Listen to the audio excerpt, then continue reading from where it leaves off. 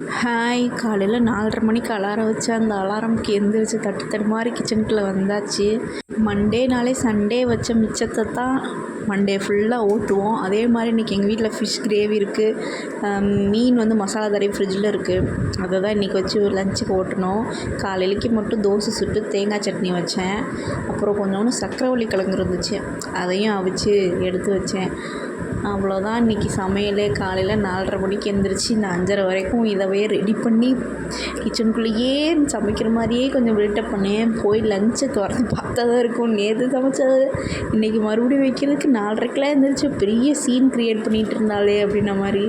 நேற்று நைட்டு கொஞ்சம் பாத்திரம்லாம் கழுவாமல் படுத்துட்டேன், அதனால தான் 4:30க்கு எழுந்திரிச்சேன். இல்லைனா கொஞ்சம் இன்றைக்கி லேட்டாகவே எழுந்திரிச்சிருக்கலாம். ஏன்னா வந்து எல்லாம் குழம்பு வைக்க போகிறதில்ல, குழம்பு வைக்கிறது தானே பெரிய வேலை. இந்த பழைய குழம்பு தானே சூடு பண்ணி இன்றைக்கி வைக்க போகிறோம், அதனால் லேட்டாகவே எழுந்திரிச்சிருக்கலாம். பட் பாத்திரத்தை கழுவி சமைக்கணும் அப்படின்றதுனால கொஞ்சம் வேகமாக எழுந்திரிச்சேன்.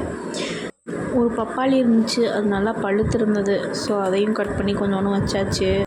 அப்புறமா பாலை காய வச்சு காஃபியெல்லாம் போட்டு வச்சுட்டு ஒரு 5:45க்கெலாம் பேக் பண்ணி ரெடியாக எடுத்து வச்சாச்சு. அப்புறமா போய் தூங்கலாம் அப்படின்னு நினைக்கல, போய் மகளுக்கு டாட்டா சொல்கிறேன்னு சொல்லி குட்டிக்கு அதுலேயும் டாட்டா சொல்லிவிட்டு கிஸ் கொடுக்குறேன்னு சொல்லி குட்டியை எழுப்பி கொண்டு வந்து கையில் கொடுத்துட்டு ஆஃபீஸ் கிளம்பிட்டாங்க.